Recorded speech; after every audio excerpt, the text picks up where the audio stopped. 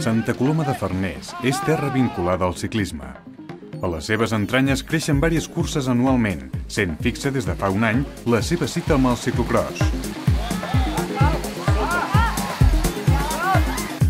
La darrera cursa de 2009 als Campionats de Catalunya de l'especialitat va visitar un enclavament realment pensat pel ciclisme, un parany envoltat de natura i vegetació d'arbres nus, sota la denominació de Parc de Sant Salvador, que va aplegar el darrer diumenge de 2009 un centenar de ciclistes provinents de tot el país per disputar el darrer títol català en joc.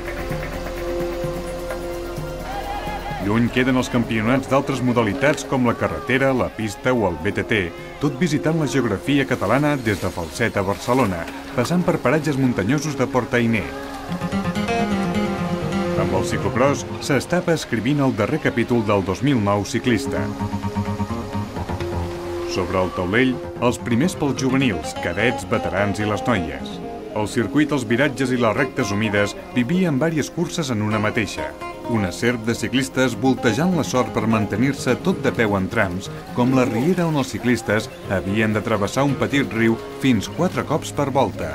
Una dificultat que, acompanyada de pujades i baixades molt tècniques, feia caure a més d'un.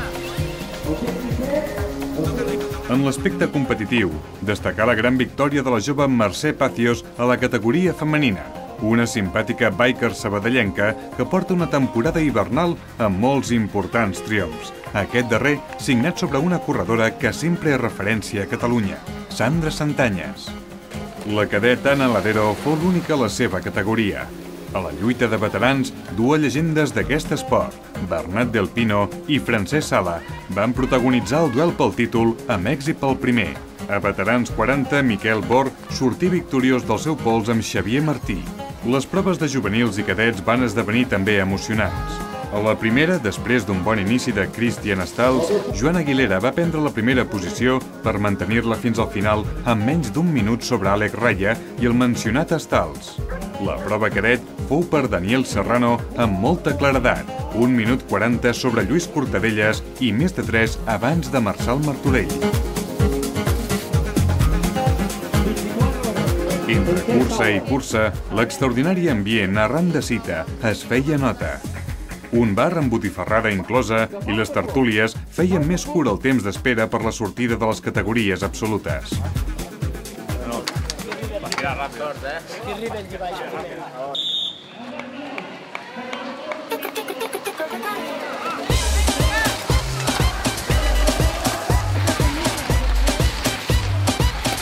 A les 12 en punt, un pilot de 51 unitats es posava en marxa. Entre el nombrós públic assistent, ningú amagava el favoritisme de David Lozano. El titular del mallot de campió d'Espanya ho porta sent des de fa diverses temporades. També va rehabilitar el seu títol català. A la primera volta, Lozano circulava al davant junt al seu company, el bicis Esteve, Ismael Ventura. Aquest concursava pel triomf èlit i el temps distanciava els seus principals competidors, Xavier Carnicer, Santiago Armero i Ramon Sagüe. Un cop iniciada la segona volta, mentre Lozano començava a prendre metres, Ventura es queia. Tots i els moments d'incertesa, la victòria del badaloní a la prova èlit no corria perill.